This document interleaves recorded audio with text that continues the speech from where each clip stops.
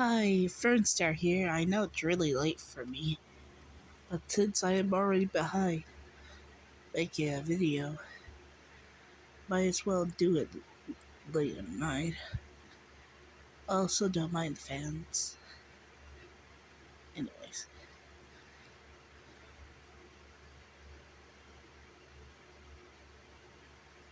the first major hurdle hit you when you least expected it.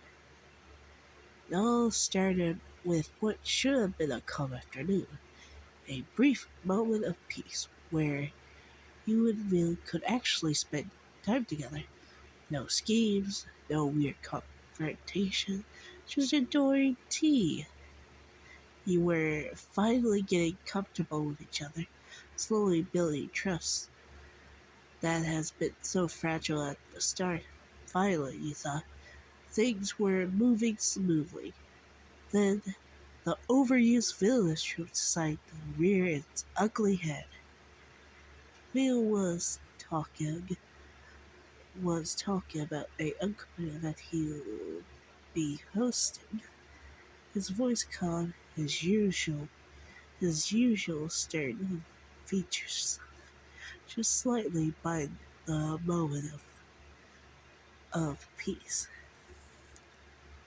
You were finally letting down your guard.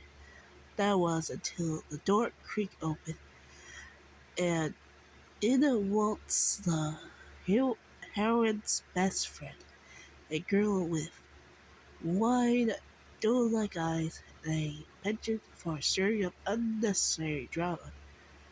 Behind her, looming in the doorway, was a second male lead. You are an eternal source of frustration from the nozzle.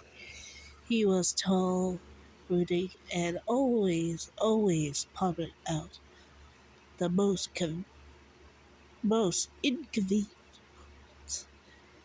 A defeated-looking Apple walked in behind him with a look that screams, "Trust me, I tried to stop them." "Oh no," you whispered under your breath, recognizing the scene before it could even play out. You knew what was coming. You braced yourself for the utter absurdity of it. Phil's sharp glance flickered between the two intruders back to you. His eyes burned in mid-irritation. "What is it now?" he muttered, already sensing the impending nonsense. The heroine, even the ever the bringer of chaos, marched right up to your table with a dramatic flair that could only come from someone who believed were only primer justice. "I can't just stay quiet any longer," she declared, pointing a accusatory finger in Phil's direction. "Phil, how could you treat the heroine this way? You've been so cold, so distant, and it's clear that you truly don't care for anyone but yourself." You blink. "Excuse me?" Phil's lips perch, the irritation grows. "And what, pray, did I do?" "You know what you did," she exclaimed, crossing her arms like she delivered damning statement in history. "You've been ignoring her, brushing her off, and acting like she even doesn't exist. She's heartbroken because of you." You are groaned internally. Oh no, this was the scene, the one where, because Bill once made a huffhead comment about the heroine's poor choice in the dresses at a ball, suddenly he was painted as some cruel villain who was most the delicate heroine was such an incredibly stupid and misunderstanding. You distinctly remember wanting to throw the book across her. when you first read it. To make matters worse, the second male lead, standing silently but brutally in the hall door, was glowing at he was ready to challenge him. He'll do it at any moment because of a comment about a dress. Are you serious? You blurt out, the frustration bubbling up before you could stop yourself. The heroine's best friend gasped, her eyes wide. Excuse me? Let me get this straight, you said, rising from your seat with a groan. You're upset because Vil, what, didn't shower her with praise at the last event, and now you come in here, storming into our tea time to complain about it? The second male lead, brooding tiny, Vil has been cruel.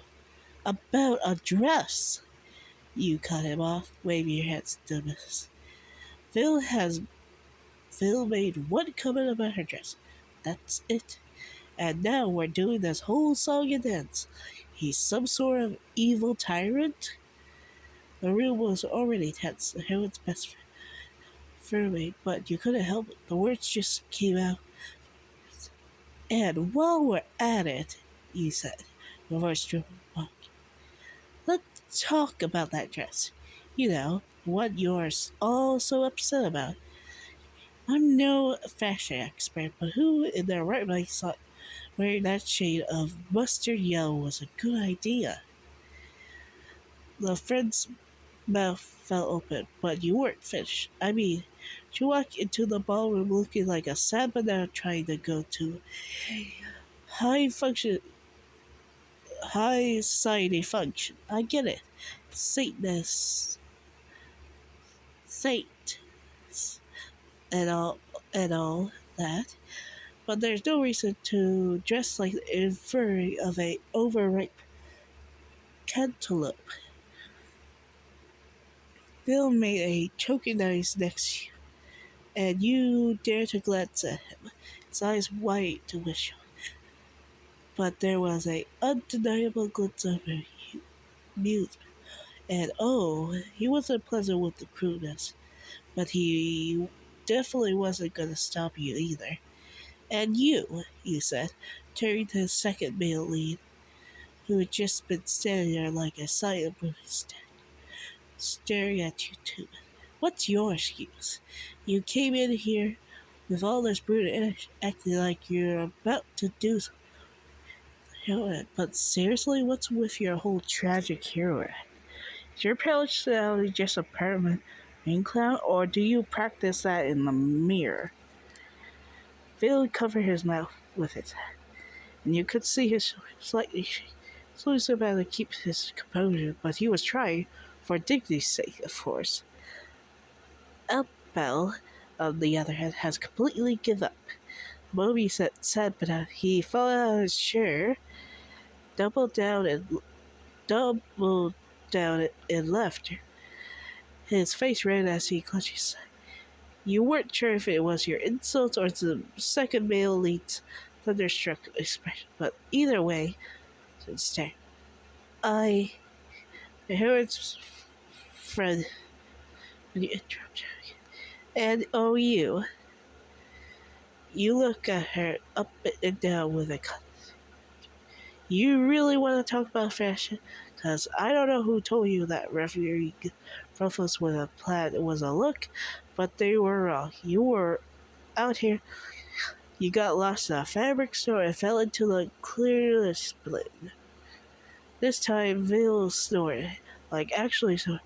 The sound was so out of place it almost surreal, but you powered through by his reaction. The second male looks like he was ready to explode. Now, Bora, you can't just, oh, can I? You shot back. Because it seems like all you came in here was stir up drama over some. It's a constructive remark. If you're going to war or trash, at least wear something that doesn't look like you pick it out with your eyes closed. I couldn't even imagine picking up that even with my eyes closed. By now, Val was rolling on the floor, being so hard he could barely breathe. Couldn't pick it out with your eyes closed, he sneezed, slapping. Val, spite himself, let out a slow giggle. Headed, well, he said, steady but filled. I suppose study was never your strong suit. The heroine's friend, now red-faced and flushed beyond belief, grabbed the second male lead by the arm and yanked. This isn't over, she spat, glaring. We'll be. You'll see who's laughing. The heroine, yeah. Wait.